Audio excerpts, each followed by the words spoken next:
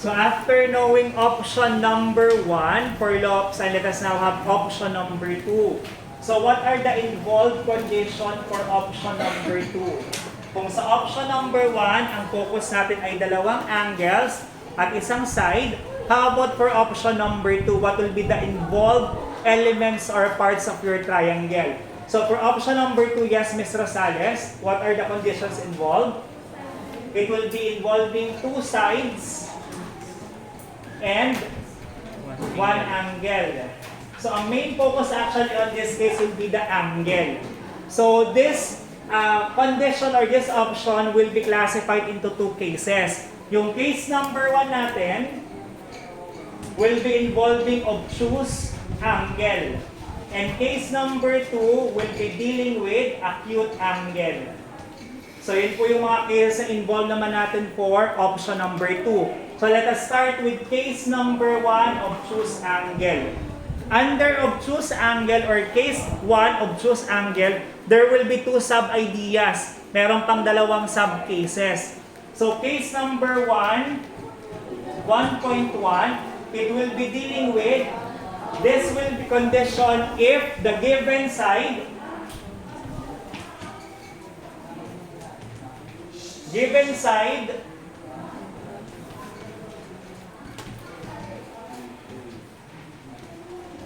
opposite the given angle is greater or is less than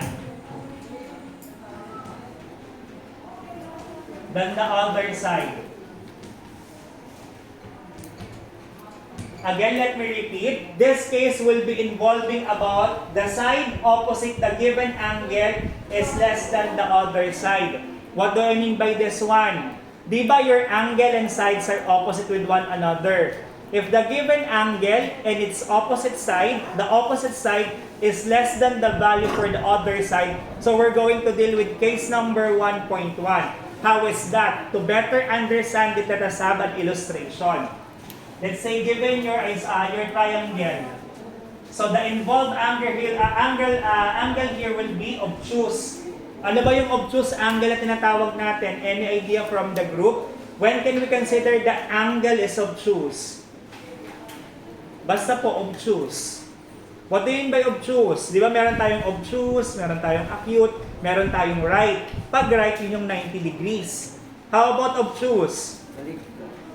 Baliktad. Paano baliktad? May mga particular measurement pag obtuse. Ano yung mga possible measurement pag obtuse angle ang involved? When we talk about its definition, obtuse angle are angle whose measures are between what?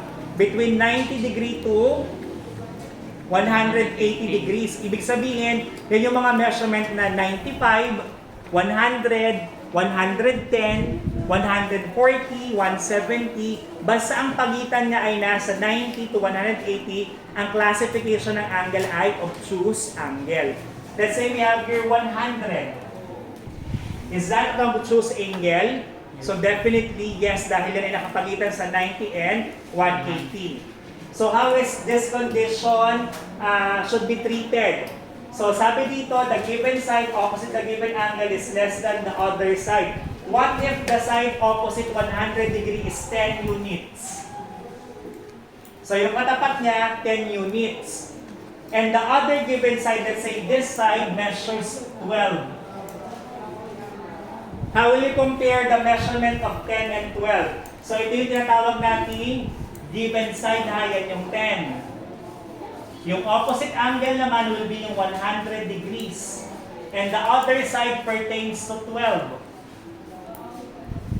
So how will you compare the measurement of 10 and 12? Will it be less than, greater than, or equal to? 10 blank 12. How will you compare 10 and 12? Is it less than, greater than, or equal to? It will be less than. At dahil less than yung value niya, dahil mas maikli itong measurement ng 10 as compared to 12, that this condition is not possible. Ibig sabihin po, this triangle is non-existent. Hindi pwedeng mangyari na yung triangle natin ay maging mas mahaba yung ibang side kumpara doon sa katapat ng angle natin. So if the event or in the event na ganito yung lalabas na condition, ang sagot lang doon ay not possible. Hindi mo na kailangan pang gumawa ng solution. There is no solution for this case. Maliwanag po. Clarification. That will be the sub-case for case number 1. How about case 1.2?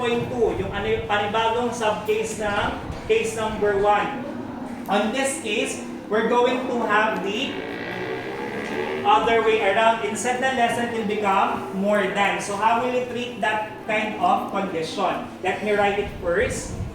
So the given side opposite the given angle is greater than or more than. So greater than the other side. If this will be the case, you can form a triangle there and you will have to do the solution. So kailangan mo siyang isolve para makuha mo yung mga values ng ating triangle o yung mga parts ng ating triangle. Let us have again another illustration. Let us utilize the same given, but this time, pagpalitin lang natin ang position yung 12 sa yung 10. So yung katapat ng 100 ngayon will become 12, and this will become 10. And upon comparing them, ano ba ang comparison ng 12 sa ng 10? How will you compare them? Greater than or less than? Greater than. It will be greater than. Kaya, since siya ay greater than, mas mahaba yung katapat ng angle natin, we need to do the math. Ibig sabihin, we need to have the solution or we can solve for the value of the sides and angle of your triangle. And how are we going to do that? Assign muna tayo ng mga notations para hindi tayo maligaw sa pag-solve natin. Yung katapat ng angle A will be side A. Katapat ng angle C will be side C. Katapat ng angle B will be side B. So what are the missing elements? Angle A, angle B, and what else? Side B. So yun yung mga dapat nating hanapin. Maliwanag po. Question for that. Clarification. So for this case, since yung 10, yung katapat ng angle A is given, which is 10, we can solve first for the value of angle A. So hanapin muna natin yung mga particular ratios. So what are the ratios possible on this illustration? Same pa rin yung manner ng pagkuha ng ratio with option number 1. Kung sino yung magkatapat na side sa ka-angle, they will form a ratio using the sine function. So what are the possible ratios on the illustration? Yes, Lyra? 12 over sine 100 degrees. What other ratios? We also have here 10 over, anong name ng angle? Angle A, kaya naging sine A yan. Katapat niya 10, katapat naman ng 10 yung angle A, kaya sine A ang ginamit ko. Question. How about the last ratio? What will be the last ratio for this one? Yes, Charles? Last ratio? Meron na tayong A, meron na tayong C. What will be the last one? So side B over sine B. Very good. So that will be the ratios involved. Maliwanag. And in solving for the missing parts, kailangan yung isang elements ang nawawala in creating your proportion. So let us start with this one. Ito yung pag-compare natin. So we have here 12 over sine 100. It will be equal with 10 over sine A. Again, always start your proportion with complete ratio. Kaya kompleto siya, yun ang ginamit natin. Yung pangalawang ratio naman, one element is missing, the other one is given. Kaya yun ang ginamit natin panibagong ratio. And through that, we can now have the solution. Cross-multiply pa rin tayo. 10 or 12 times sine A. So 12 times sine A equals 10 times sine 100. Then determine the value for this one. So for this case, if you will notice, yung A di ba ang nawawala, yung angle ang nawawala. In order to get the value for angle, lahat ng katabi niyang number or value should be removed or transposed to the other side. So to remove 12, divide the whole expression by 12.